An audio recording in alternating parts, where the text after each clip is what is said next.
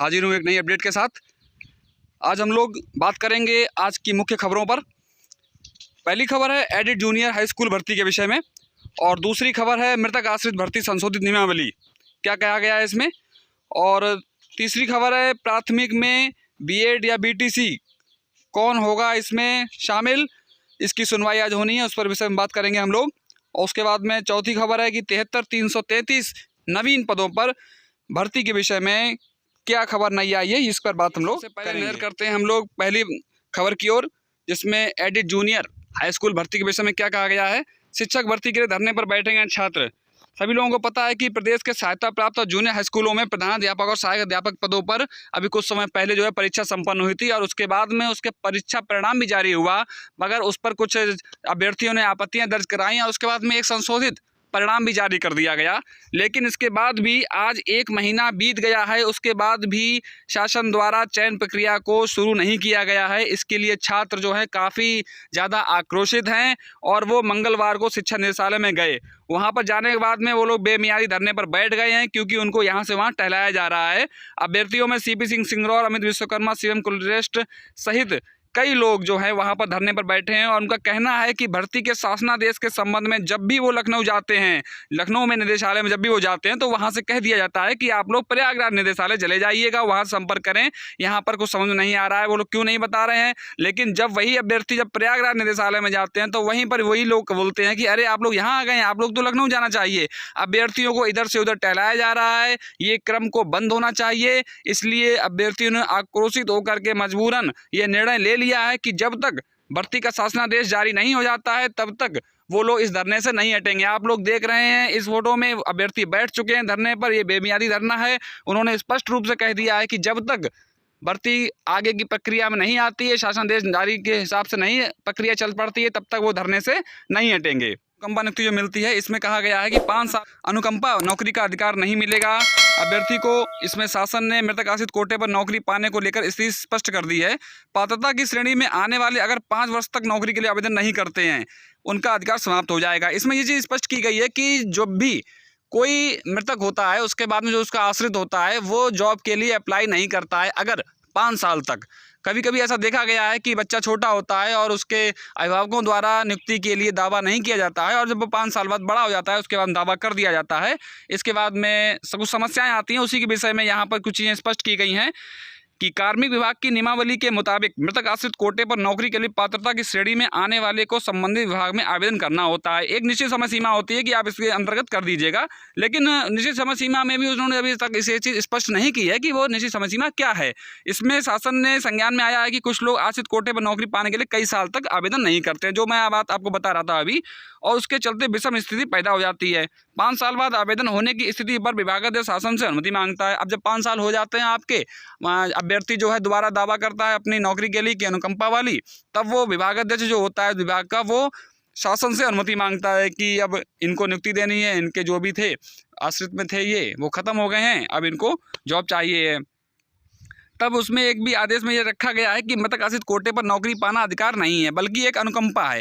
ये चीज़ सही बात है। सुप्रीम कोर्ट का ये ऑर्डर था जिसमें ये चीज़ कही गई थी कि वो कोई आपका अधिकार नहीं है, वो केवल एक व्यवस्था है जिसमें आप अपना जीवन यापन कर सकें। इसलिए उच्च स्तर पर तय कर दिया गया है कि 5 साल तक जो भी आवेदन नहीं करेगा वह नौकरी पाने का हकदार नहीं होगा। यहाँ पर ये चीज़ स्पष्ट की गई है। इसके बाद में कहा गया है कि विशेष परिस्थितियों में, बस यहीं पर तो लूप होल होता है। देखिए, विशेष परिस्थितियों में ही यह स्पष्ट वजह से ही आप 5 साल बाद नौकरी अनुकंपा के आधार पर दे दी जाएगी। अपर मुख्य सचिव नियुक्ति एवं कार्मिक डॉक्टर देवेश चतुर्वेदी जी ने भी ये चीज़ पुष्टि कर दी है।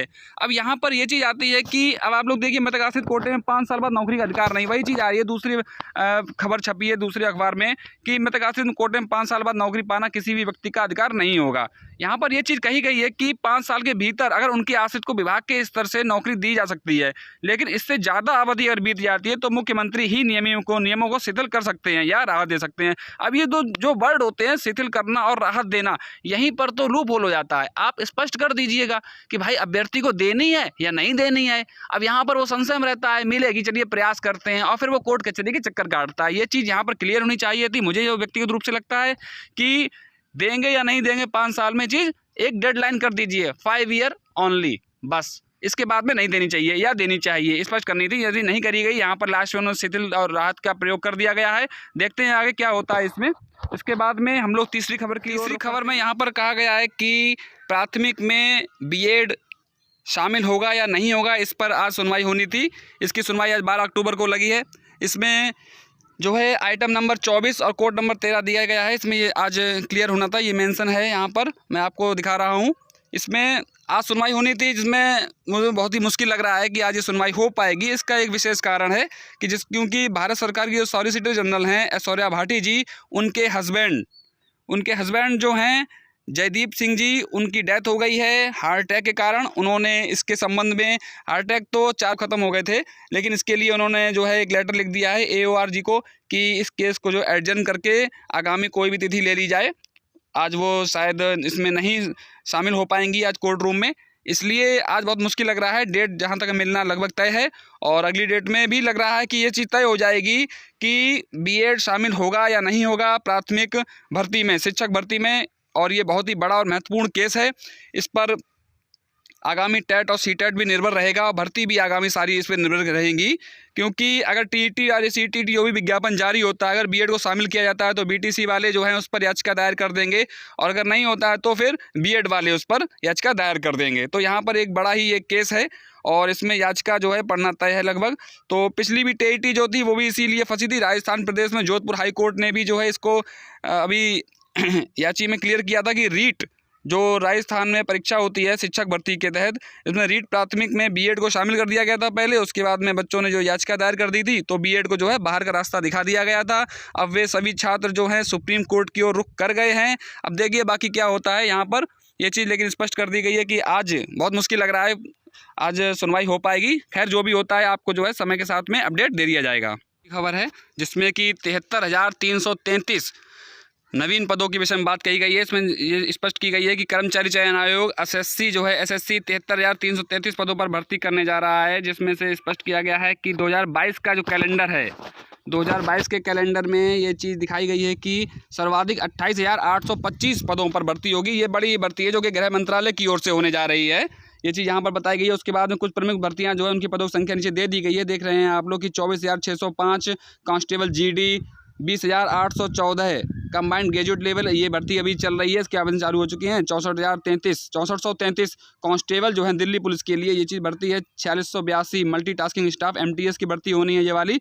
और इसके बाद में 4300 जो है इंस्पेक्टर सेंट्रल पुलिस के लिए हैं और 2690 कंबाइंड हायर से CHSL जो 12th लेवल का होता है उसकी भर्तियाँ हैं। ये यहाँ पर लगभग 73,000 का ये बनाती हैं। इसमें ये चीज़ कही गई है कि हालांकि जो संख्या है पदों की वो घट बढ़ सकती है, लेकिन ऐसा होता बहुत मुश्किल है। अगर कोई चीज़ स्पष्ट हो रही है तो लगभग उतनी भर्ती रहती है। उसका कार्मिक लोक शिकायत जो पेंशन मंत्रालय है उनके अंडर सेक्रेटरी जो गौतम कुमार जी हैं, उन्होंने भी ये चीज़ जो 30 सितंबर को एक पत्र भेजा था, उसमें 73,333 पदों को मिशन रिक्रूटमेंट मोड के, मतलब कि उनको ये भर्तियां करनी ही करनी है, इस मोड के साथ में जल्द भरने के सुझाव दिए थे। आयोग 2022 ने कैलेंडर भी अपना जो जारी किया उसमें भर्तियों विज्ञापन जारी कर दिया है। दिल्ली पुलिस ने मल्टीटास्किंग जो MTS होता है एक पद होता है दिल्ली पुलिस में, 2022 भर्ती के लिए 7 अक्टूबर से आवेदन शुरू कर दिए हैं, ये चालू हैं अभी। और CGL के लिए तो चालू हैं ही। उसके बाद में CHSL जो है उसके लिए 5 नवंबर से, और सेंट्रल आर्म जो पुलिस है फोर्स में कांस्टेबल GD जो होता है, और Assam rifle SSF rifle GD भर्ती 2022 के 10 दिसंबर से ऑनलाइन आवेदन ले लिए जाएंगे। मतलब कि रिक्रूटमेंट मोड पर भर्तियां चालू हो चुकी हैं। 73,333 एक बड़ी भर्ती के रूप में आएगा। इसमें केंद्रीय भर्तियां होती हैं, ये अभ्यर्थियों को बहुत ही राहत मिलने वाली है इन भर्तियों से। अब ये जितना जल्दी हो जाए उतना ही अच्छा है, और आगामी भर्तियों के लिए भी अभ्यर्थियों को बहुत बहुत शुभकामनाएँ, अग्रिम शुभकामनाएँ हैं। इसी के साथ में आज की ये खबर इतनी ही थी। आगे की नई अपडेट के साथ आप लोग जुड़े रहें चैनल के साथ। चैनल को सब्सक्राइब करें, लाइक करें, शेयर करें। धन्यवाद।